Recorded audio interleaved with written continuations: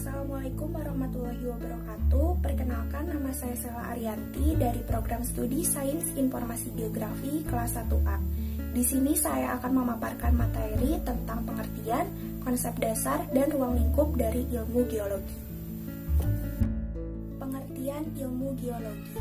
Secara etimologis, geologi berasal dari bahasa Yunani, yaitu geo yang artinya bumi, dan logos yang artinya ilmu. Jadi kesimpulannya, geologi adalah ilmu yang mempelajari tentang bumi, termasuk komposisi dan sejarahnya. Secara umum, geologi membahas mengenai material pembentuk bumi dan segala proses yang terjadi baik di dalam maupun di luar permukaan bumi. Konsep dasar ilmu geologi. Yang pertama ada teori katatropisme. Teori ini berpendapat bahwa bumi ini memiliki siklus, artinya suatu hari bumi terbentuk lalu akan hancur dan begitu seterusnya. Yang kedua ada teori uniformitarisme. Dalam teori ini berpendapat bahwa segala sesuatu yang ada di bumi ini berjalan dengan lambat dan saling berkaitan. Yang ketiga ada daur geologi. Daur geologi merupakan proses geologi yang silih berganti membentuk siklus yang terus-menerus. Yang keempat ada isostasi. Isostasi dapat didefinisikan bahwa kelebihan massa di benua atau di pegunungan dapat dikompensasikan oleh material-material yang berat jenisnya relatif rendah untuk tempat tersebut. Yang kelima ada konsep pembentukan batuan granit. Batuan granit terbentuk dari pencampuran magma dan batuan metamorf yang mengeras di permukaan bawah bumi dengan temperatur yang panas dan proses yang sangat lambat. Yang keenam ada konsep geosinkline. Pada konsep ini menyatakan bahwa suatu daerah cekungan terendapkan secara ekstrim oleh sedimen yang tebal. Yang ketujuh ada hukum datar asal. Lalu yang kedelapan ada hukum superposisi. Hukum ini menyatakan bahwa batuan yang terletak lebih bawah memiliki unsur yang lebih tua dibandingkan batuan yang terletak lebih atas.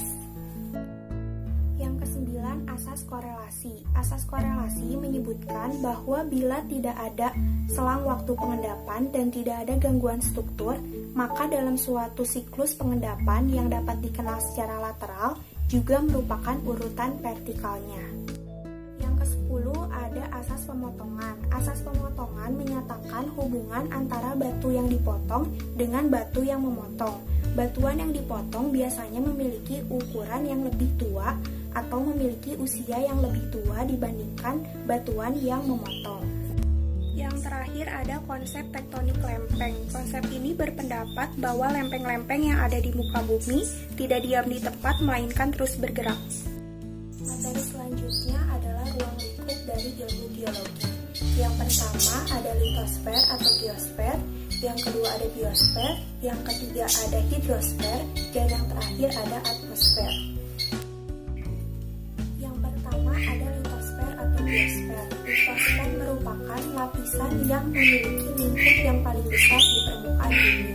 Litosfer terbagi menjadi dua, yaitu litosfer samudra dan litosfer benua.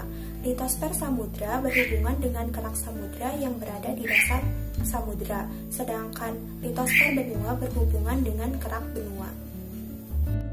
Yang kedua ada biosfer. Biosfer merupakan lapisan tempat makhluk hidup. Biosfer juga merupakan bagian terluar dari planet bumi yang mencakup lautan, daratan, dan udara. Yang ketiga ada hidrosfer. Hidrosfer dikenal juga sebagai lapisan air. Hidrosfer didefinisikan sebagai massa air yang dinamis dan bergerak secara kontinu melalui sebuah siklus. Siklus ini dinamakan sebagai siklus hidrologi. Siklus hidrologi terdiri dari evaporasi air permukaan ke atmosfer, presipitasi air ke daratan, dan kemudian mengalir lagi ke laut. Berikut adalah gambar dari siklus hidrologi. Seperti yang sudah disinggung sebelumnya, siklus hidrologi terdiri dari evaporasi air permukaan ke atmosfer dan kemudian mengalir kembali sebagai air permukaan yang bermuara di laut. Selain air laut, hidrosfer juga terdiri dari air tawar yang berada di aliran sungai, danau, gletser, dan air tanah. Meskipun jumlahnya tak sebanyak air laut, namun keberadaan air tawar sangat penting. Oleh sebab itu, usaha pencarian sumber daya air bersih terus dilakukan hingga saat ini, termasuk oleh para ahli geologi, khususnya hidrogeologi. Yang terakhir ada atmosfer. Atmosfer merupakan lapisan udara yang menyelimuti bumi. Lapisan ini berfungsi untuk melindungi bumi dari radiasi matahari dan benda luar angkasa. Pada lapisan ini juga terjadi proses cuaca dan iklim. Gas penyusun atmosfer. Yang pertama ada nitrogen. Nitrogen merupakan gas yang persentasenya paling banyak di atmosfer, yaitu sebanyak 78,08%. Disusul oleh gas oksigen sebanyak 20,95% dan gas-gas lainnya yang persentasenya kecil. Atmosfer bumi terdiri dari beberapa lapisan, yaitu ada troposfer, stratosfer, mesosfer, termosfer, dan eksosfer. Lapisan yang pertama ada troposfer.